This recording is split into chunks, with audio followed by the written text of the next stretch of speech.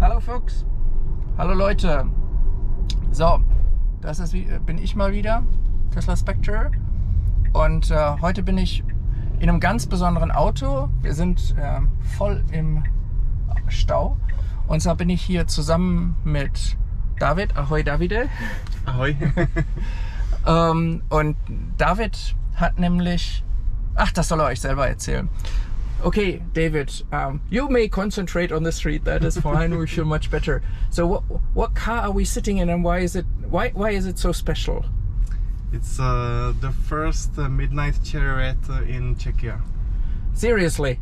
Yeah. How do you know? Did they tell you, or? Yeah, they told me when I was when they like delivered the car to me. They told me they have one for in the showroom, but this is first one for the private owner. That's cool. And when did you take delivery? It was 2 weeks ago. Ah, wow. Because ihr müsst wissen, also ich mache das jetzt immer Englisch-Deutsch und dann schreibe ich für die jetzt nicht Englisch sprechen, noch Untertitel. Wir wohnen nämlich sehr nah beieinander, so ungefähr 100 Meter voneinander entfernt. Das heißt, ich habe eigentlich immer sein Auto gesehen, denn ursprünglich hat er ein Model 3 gefahren, ein graues. Right? You still have it, no? The Model 3. You did not sell it yet, right? Yeah, I'm trying to sell it, but now it's quite a bad market to sell Tesla. The prices are so low. Yeah, they are so low. And do you have an idea how is the kind of interest here in buying? Right now, many people are in similar situation as me. They ordered new Teslas and they have old Teslas, so there's so many of them on the market, and I think it will change in a couple of months or something. So. Yeah, probably. And you had this gray. Was it a 2019 or 18? 20. 20. Yeah. So. Oh, you only had it 3 years. Okay, yeah. Okay, but it was because exactly. It was because before the facelift, it still has the chrome on it. Yeah, yes. Yeah. And so, why did you change? I mean, from the small Model 3 to the huge. So we have a child, as you can see. Yeah, see there. And it's much more comfortable with a child in a larger car, especially with the baby carriage and stuff. So it's. It worked in Model 3, but here it's more comfortable. Yeah, I can imagine. And so you just got it 2 weeks ago, and you and it was standing there a few days even without a license plate, right? So that is even possible here. Yeah, it was the worst thing that I couldn't drive it. Yeah, that's true. I got this great new car. I couldn't drive it because I didn't have license plates. So finally, now I have them, and we'll do some trip over weekend, first big trip. So it will also get a lot of miles under its feet. Yeah, that's cool. Yeah, I have to say, also ich zeige euch das ja, ihr habt das jetzt schon im Intro ein bisschen gesehen.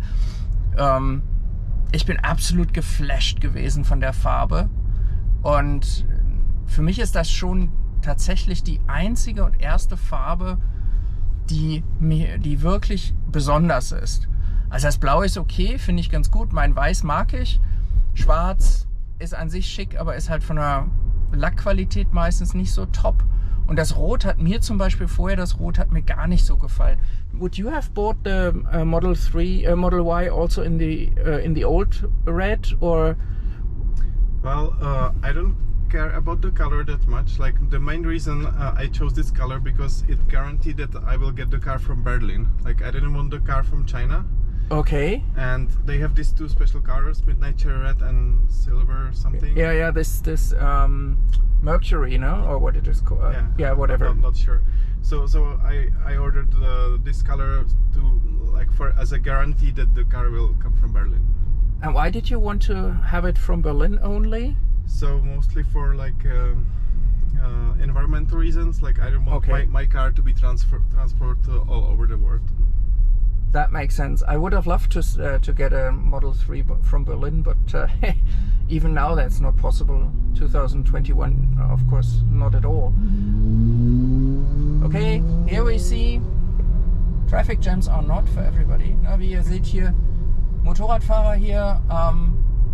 Naja, das ist ja in Deutschland das Gleiche. Die haben ihre eigenen Regeln. Yeah, so what is your feeling now after, let's say, the first kilometers? How does it drive? How does it ride? What do you feel is better than in your Model 3? Is something not better, or?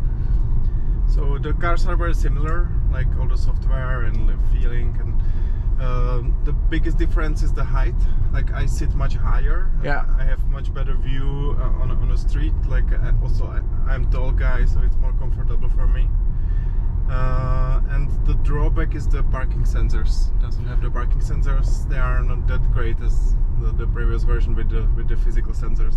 I hope they will improve the software, but I don't trust it. Like it shows some numbers. I don't trust it. Yeah, I've seen a couple of videos where people showed that one should not trust. It said 60 centimeters and it was 5. Yeah. Yeah, but that was obviously not a kind of a kill argument for you. No, I use these mirrors. They were great. That's true. And but this is of course then still one with hardware 3, right? Because hardware 4 is still to come. Because I heard think they don't have it in Berlin yet. They started doing it in Fremont. So you had a totally pragmatic. You have a very pragmatic approach to all these. So you did not select the color because it was so beautiful, but because you get the car. It is beautiful. But You select the car size because is that more like how David is, like pragmatic decisions? Yeah, I'm pragmatic guy. That's cool. That's cool. But I think you don't mind the color. Yeah, it's nice. My wife chose between these two, like this silver one and red. Like she said, okay, let's do red. Interesting thing for me is my wife always said, I don't care about a car color as long as it is not red. And then she saw this red and she said, okay, that is very beautiful. Yeah, this color is actually darker than I expected. Like if you go to the website and like see the renders, they are much more red. And like it's this red only on like full sun, but normally it's darker. Like I don't mind. It's just the renders are not the same as the reality. But it is also, I think it has what, 17 layers or so, or 13 layers of paint. So it's also the best paint probably. I hope so. Next to the Mercury. Yeah. They built like in the factory like some brand new building like just for this. Yeah, and of course one thing, since you just switched from the Model 3 to Y, how is with the suspension? Is it harder for you?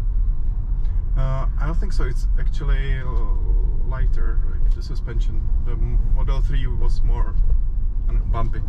You had a standard range or a long range? Oh, it's a long range. Because the funny thing is that for me right now, it feels slightly bumpier than mine, which is interesting because it makes no sense. It's also that the Model 3 is like 3 years old. Maybe it gets bumpier over time. I don't know. Nah, normally they say the opposite. They say it's very bumpy in the beginning and then it sets a little bit and it gets a little bit less. But then again, yours is pre-facelift. Don't know. In mine, I could really feel the difference between the beginning when it was really hard, like a go-kart. Now it is still, I mean, it's not soft. It's not soft at all, but that's what I wanted. But this one is definitely better than the Model Ys before somehow. I think, because I cannot say that it is substantially harder or something. Yeah, so then let's let's find a place to park and then we do a little bit of Carporn. Also, dann werden wir jetzt mal hier einen Parkplatz suchen und dann gucken wir uns doch mal das Schmuckstück von außen an. Bis gleich.